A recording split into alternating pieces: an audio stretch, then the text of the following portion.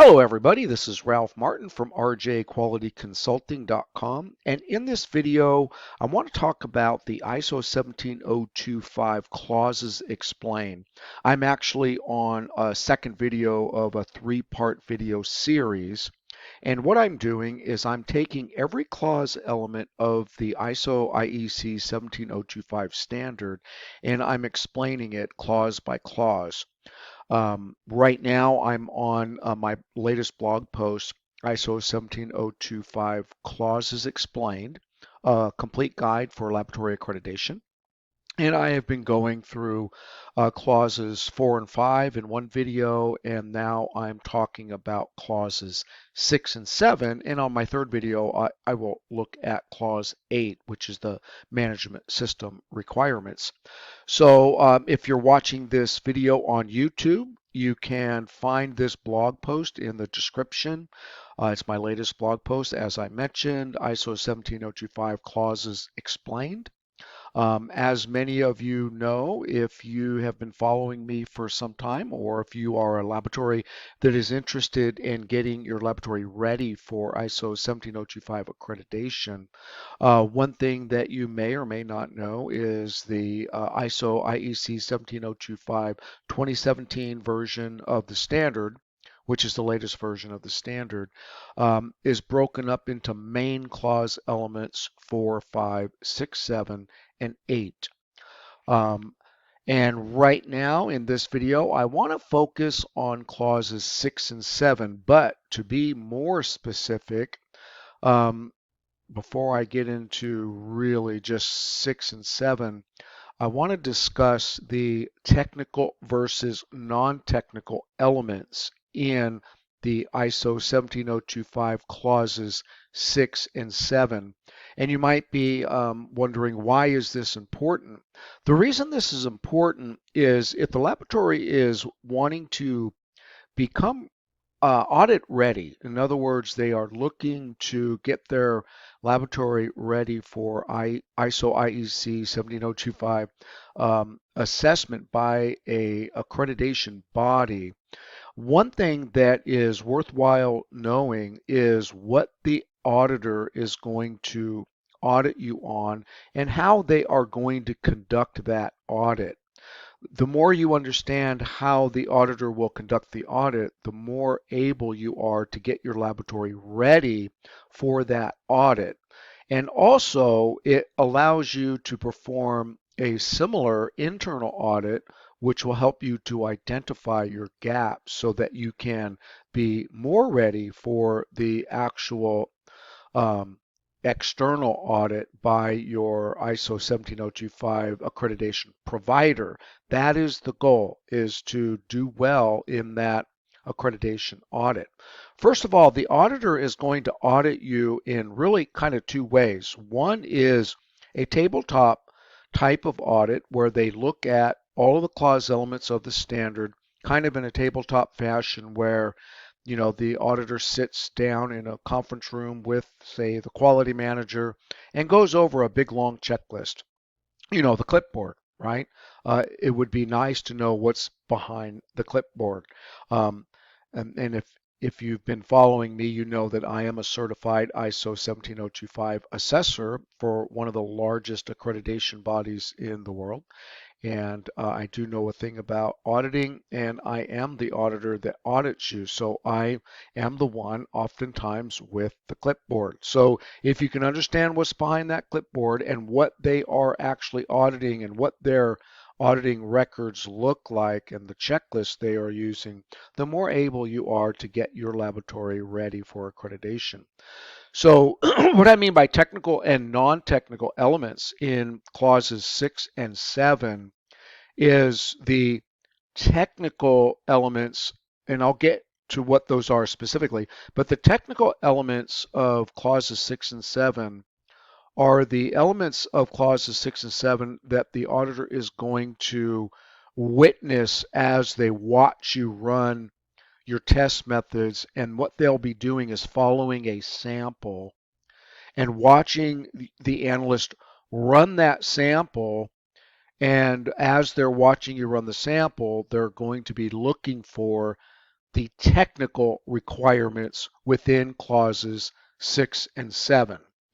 Now, you might be asking yourself, well, what are the technical requirements for clauses 6 and 7?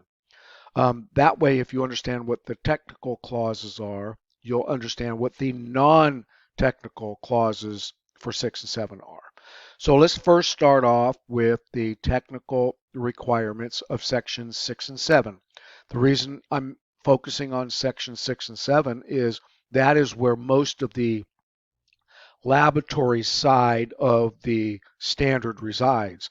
The standard is typically divided into two main parts, the management side of the standard and then the technical side of the standard.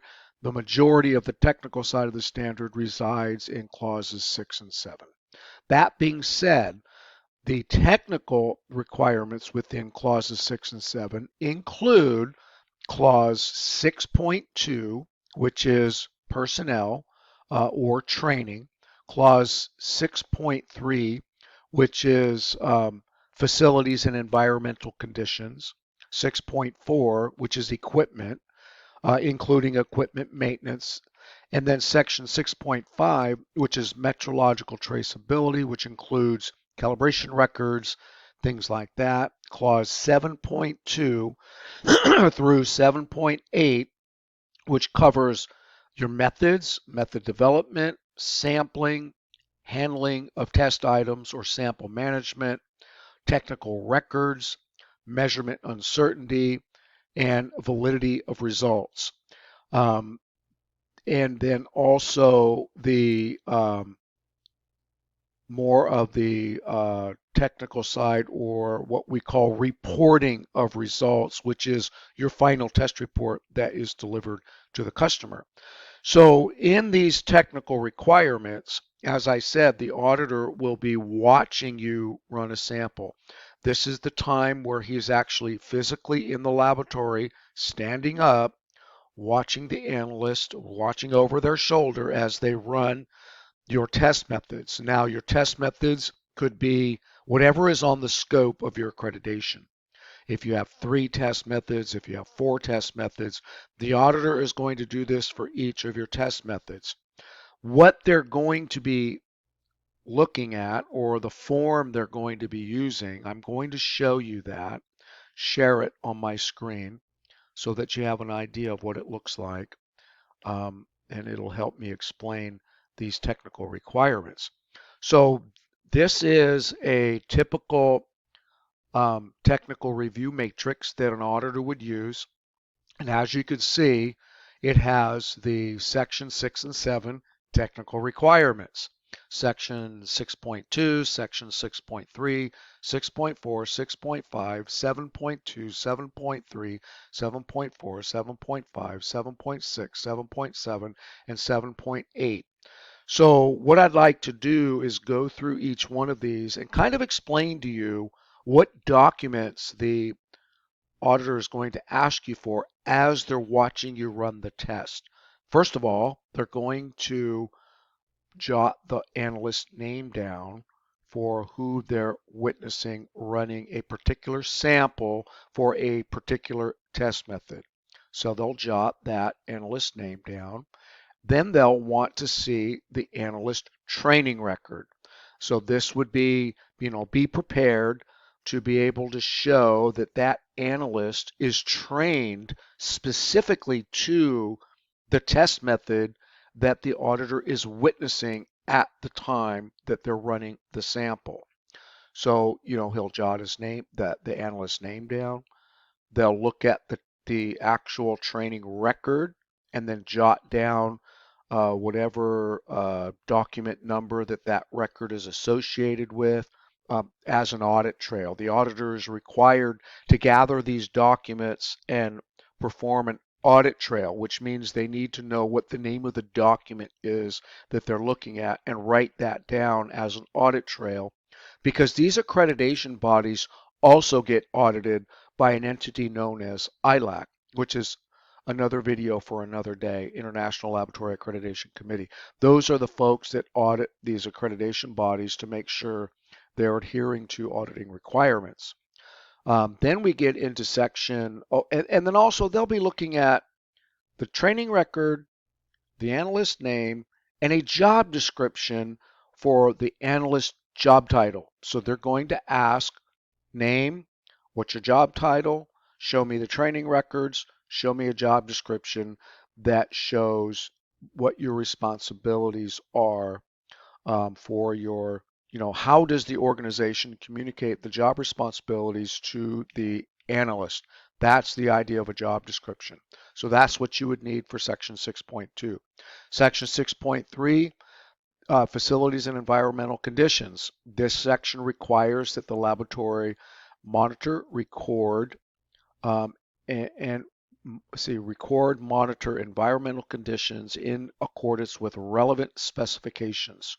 So the auditor is going to want to see some sort of form or record that you have recorded specific environmental conditions for that particular test method. The test method may have specific temperature or humidity requirements that you're supposed to run for it, or if there's a general temperature and humidity requirement within the laboratory, the auditor would want to know what that specification is, because it is required that you record and monitor environmental conditions in accordance with relevant specifications. So they'll want to know what the specifications are.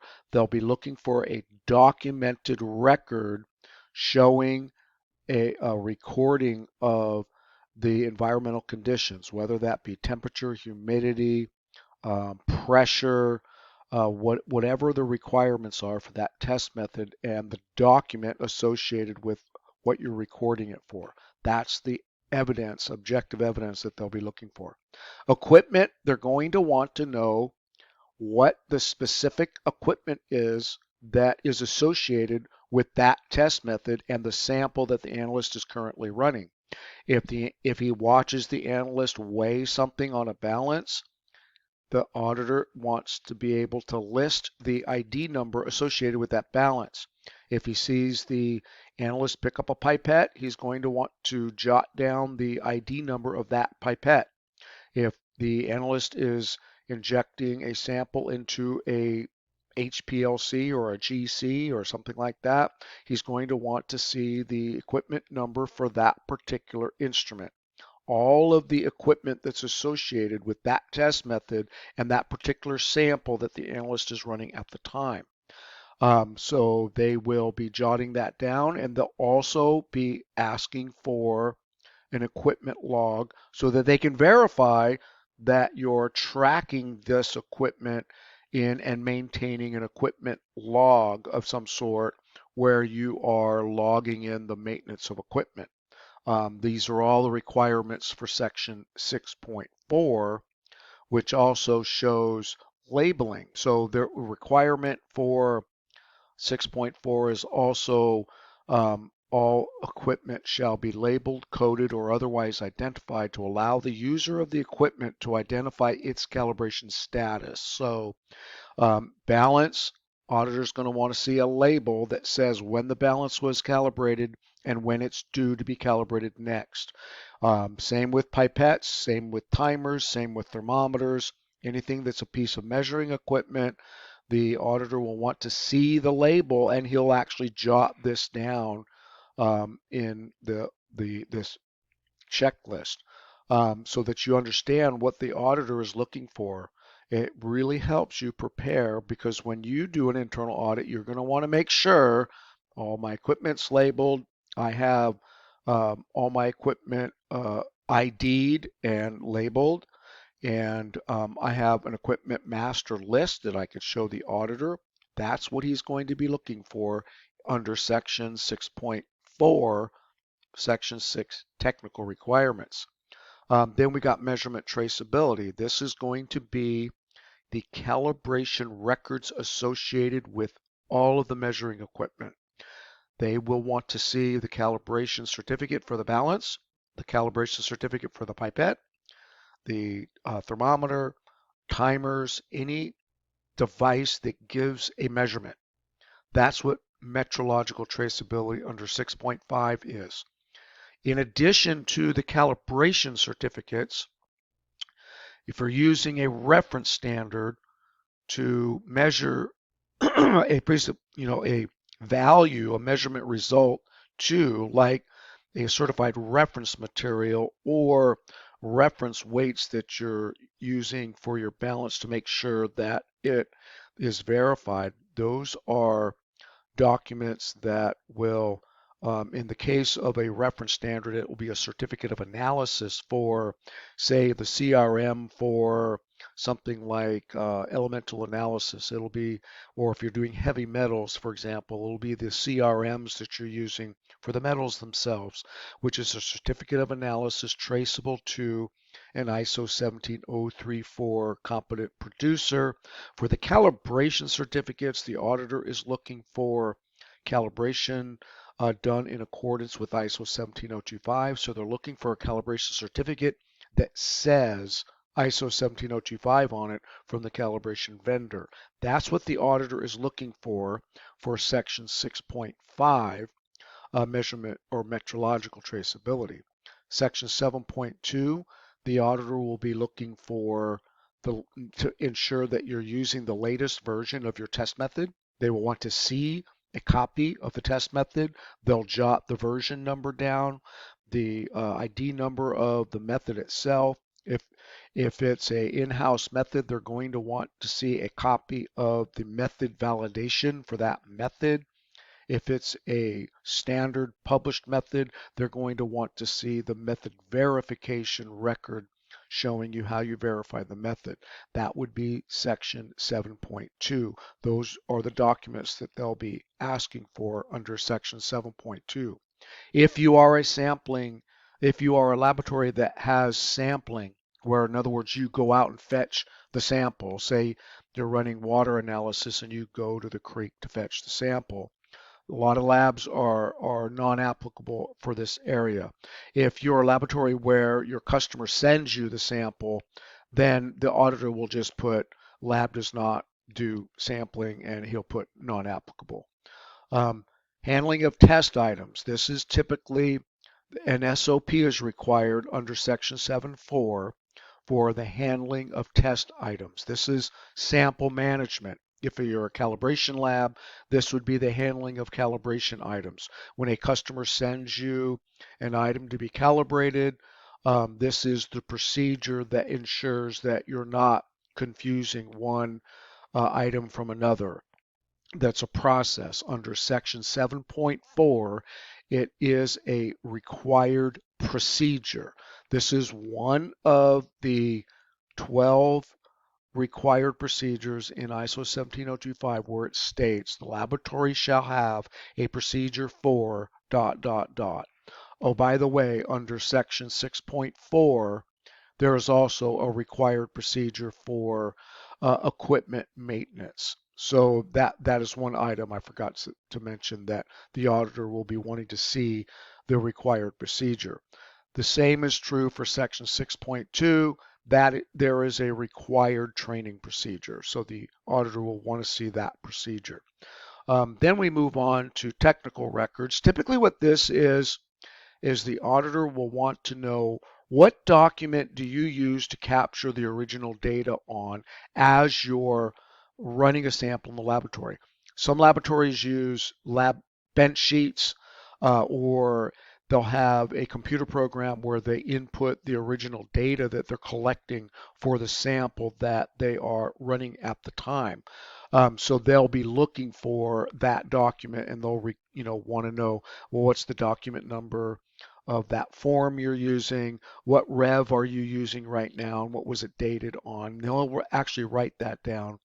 He'll also look at, let's say you have a balance log where you record your reference weight results onto a balance log. That would be a technical record. He would jot any technical record that you are using as you're running the sample and he's watching you run it. He'll jot those form numbers down.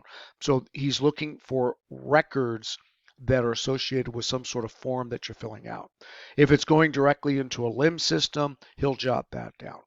Then he'll under section 7.6, evaluation of measurement uncertainty, he'll want to see your uncertainty of measurements. If you're a testing laboratory, he's going to want to see the document showing the uncertainty of measurements for your test method. If you're a calibration laboratory, he's going to want to see your uncertainty budget associated with that calibration item that you're running. So he'll jot that down, whatever form you're using to record your uncertainty of measurement. Then we go to ensuring validity of results. Typically, what an auditor is looking for in section 7.7 is a QC monitoring log or record.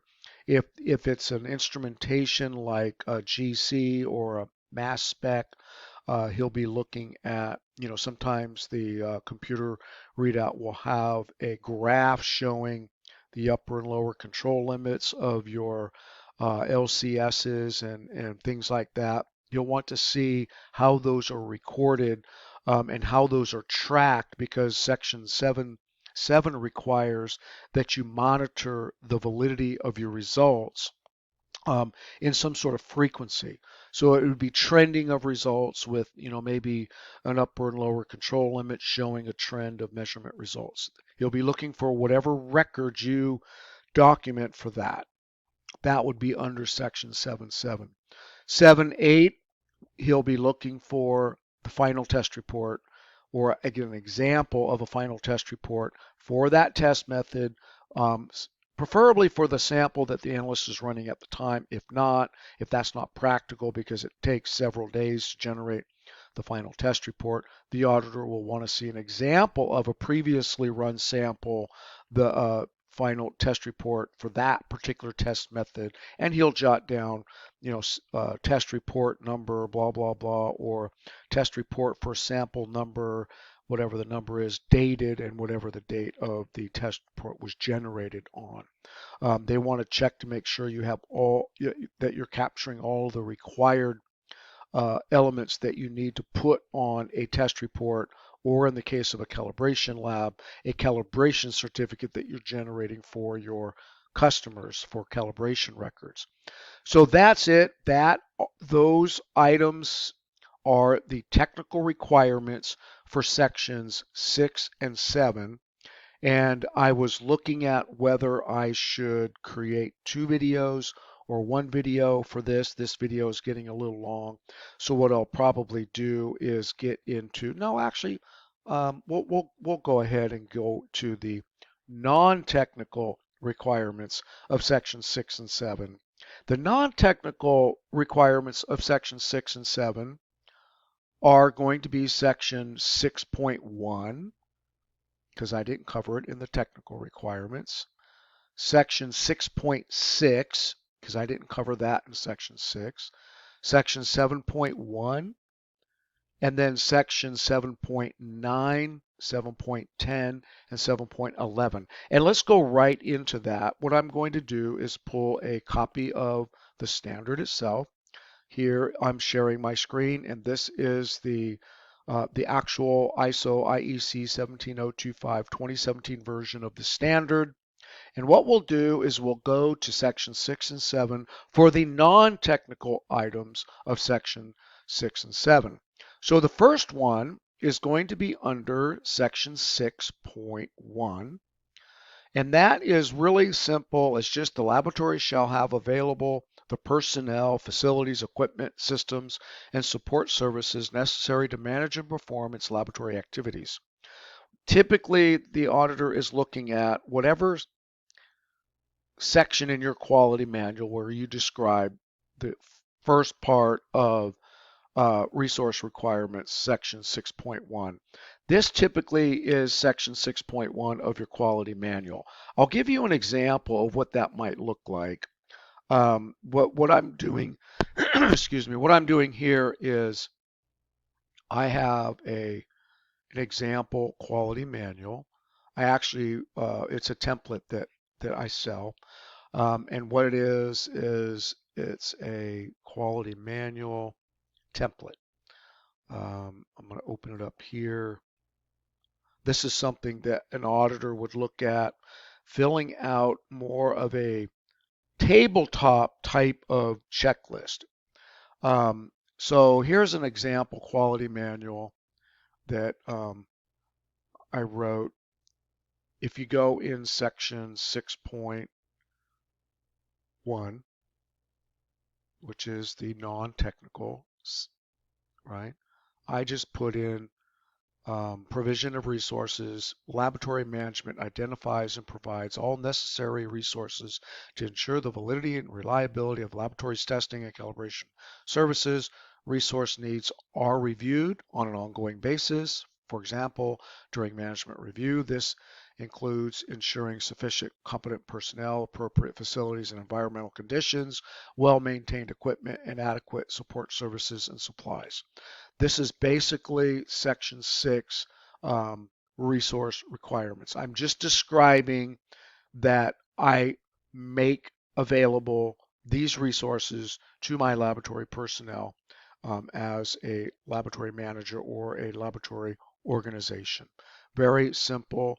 The auditor will most likely jot down section 6.1 of the He'll look at whatever document number your quality manual is. He'll write the document ID, rev number, date. If you purchase my quality manual, you'll put that in. You'll put in your laboratory name. And this is a really awesome quality manual. It's 57 pages. It meets all the requirements of all the clause elements of the standard. You could purchase this actually for $49. So that is what section 6.1 would look like. Now the next non-technical requirement under section 6 and 7 would be section, because we covered all of these sections within the technical requirements. The first one is section 6.6, which is externally provided products and services. So what would an auditor be looking for under this section? An auditor would be looking, first of all, for a procedure. You'll notice in section 6.62, the laboratory shall have a procedure and retain records for defining, reviewing, approving laboratories' requirements for externally provided products and services, defining the criteria for evaluation, selection, monitoring of performance and reevaluation of the external providers, ensuring that externally provided products and services conform to the laboratory's established requirements, and taking any actions arising from these evaluations of monitoring the performance and reevaluations of the externally provided products and services. In other words, a purchasing procedure. So first document, they'll want to see a purchasing procedure. Next, they're probably going to want to see some sort of approved vendors list that shows that you approve your laboratory requirements for externally provided products and services, and that you define the criteria for evaluating these vendors. Typically on a vendor, an approved vendor list, you'll have some sort of evaluation monitoring section on that list showing how you evaluate that particular supplier. So they'll be looking for a procedure, they'll be looking for an approved vendor list, and they'll be looking for a document where you've evaluated your externally provided providers or your vendors. Typically, a laboratory will put those evaluations on the approved vendor list. So that's the documents that they'll be looking for under section 6.6. So that's it for section 6. We've covered technical requirements and non-technical requirements. Now we move on to section 7, non-technical requirements. So what I'll do here is scroll down to section 7.1. Remember, we did 7.2 for the technical requirements. 7.1 is all about review of request tenders and contracts. First of all, the auditor is going to ask for a procedure. The laboratory shall have a procedure for the review of request tenders and contracts, and that procedure shall ensure, and there's A through D. So auditor is going to want to see that, a procedure. What else is the auditor going to look for? They're going to look for a record, and I'm going to show you where that resides in this requirement. Section 7.1.8. Records of reviews, including any significant changes, shall be retained. Records shall also be retained of pertinent discussions with the customer relating to the customer's requirement for the results of laboratory activities. So request tenders and contracts, this process is the process by which a customer is requesting what tests they want you to run for them for a particular sample they're sending you. That process is what this section is all about. Documents, a procedure, and a record of review, and any communication you have with the customer, whatever that is recorded on. That could be email documentation, or sometimes laboratories will have something like a record of conversation form. So that is section 7.1. Then we move on to section, remember we covered all the way up through section 7.5, I'm sorry, 7.8. So now we'll go to section 7.9, which is complaints. Laboratories shall have a documented process to receive, evaluate, and make decisions on complaints. Auditor will be looking for a customer complaint procedure. That's number one. Number two, auditor is going to be looking for how you document your or log your customer complaints. You'll see here the process for handling complaints shall include at least the following elements and methods: description of the process, which will be in the procedure, and tracking and recording complaints, including actions undertaken to resolve them. So this will be some sort of complaint log, or some labs might have an individual form where they log the complaint on a particular form. I've also seen where laboratories will have something like a non-conforming work record where it'll have a box. Is this related to a customer complaint? Yes or no? And if it's yes, then they'll put the customer complaint within that record. But the requirement here is that you track and record customer complaints. Therefore, you need some sort of record to show the auditor that you track customer complaints. Next item is section 710 for non-technical requirements for section 7. Non-conforming work. This, first of all, the auditor is going to look for a procedure. The laboratory shall have a procedure that shall be implemented when any aspect of its laboratory activities or the results of this work do not conform to its own procedures or the agreed requirements of the customer, or environmental conditions that are out of specified limits, results of monitoring, like validity of test results that are out of range, like lower control limits. That's what this procedure covers. So this is typically called a non-conforming work procedure. The procedure shall ensure that A through F. So the auditor is going to want to see a procedure and see that that procedure ensures A through F. The other thing that the auditor is going to want to see is a record. Here in 7.10.2, the laboratory shall retain records of non-conforming work. So what is the auditor going to look for? A procedure and non-conforming work records. If you don't have one of these two, you get a non-conformance. Then next is section 711. This is kind of a interesting one. There's no really required procedure, but it is the control of data and information management. Laboratories shall have access to the data and information needed to perform laboratory activities. Then the heart of this is really the laboratory information management system used for the collection, processing, recording, reporting, storage, or retrieval of data shall be validated for functionality.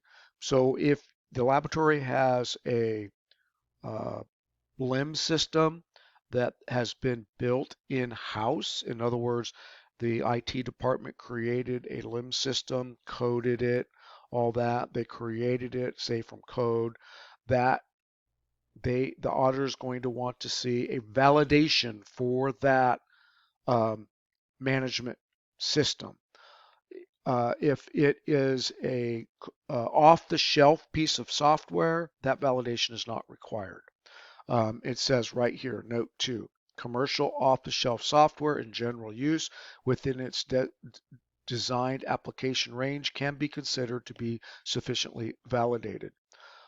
However, you will need to be able to prove that your laboratory information management system is protected from unauthorized access, safeguarding against tampering and loss. If it's operated in an environment that has requirements, for example, a server room that needs to have particular temperature humidity requirements, including a recording system failures and the appropriate immediate and corrective actions.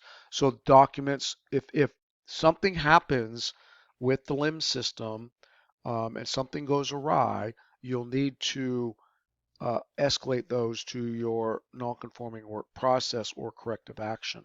That would be your section 6 and 7 non-technical requirements. So in this video, I covered all of the technical requirements for section 6 and 7 and all of the non-technical requirements of section 6 and 7. And as you can see, there are more technical requirements than there are non-technical requirements in section 6 and 7.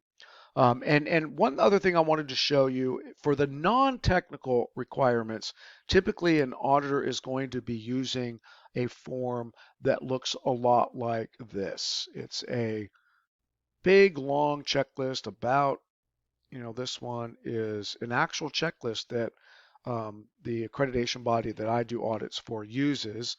Um, and it's 27 pages, but what they do is they essentially ask you, do you have evidence for this in a tabletop fashion?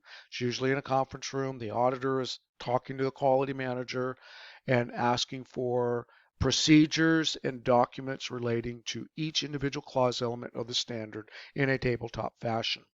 In the technical requirements that I went through, he will be using, as he's witnessing a sample being run in the laboratory, a one-page document like this, where he'll be asking mainly for records.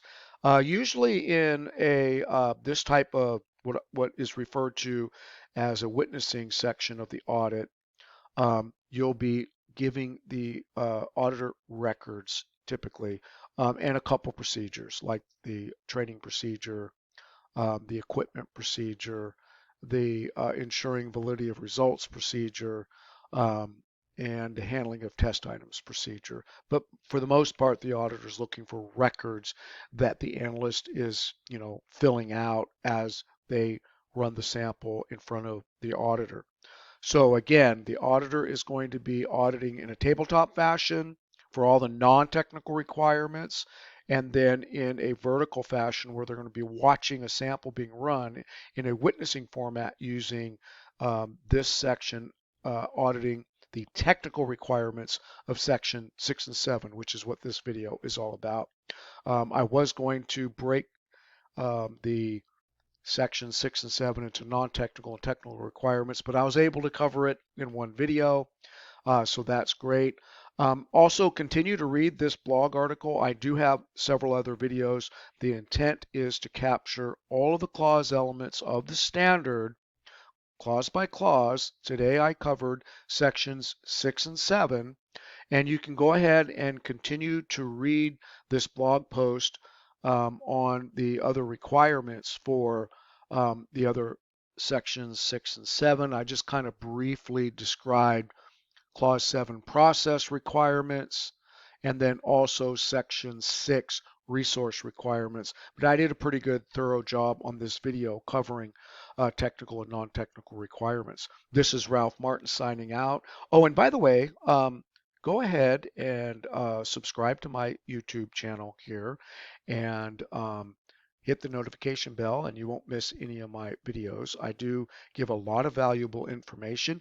And also, if your laboratory is wanting to get their laboratory prepared and you need help, I offer a 45-minute free consultation. I'll have a link provided underneath this video, whether you're watching this video on this blog post or on YouTube. I'll provide a link where you can sign up for a free 45-minute consultation that you can have with me to see how I may help you prepare your laboratory for an ISO IEC 17025 accreditation if you are looking to get accredited. I am a certified auditor, so I do know what the auditor will be auditing you too, because I am an auditor for this standard. This is Ralph Martin signing out. You make it a great day.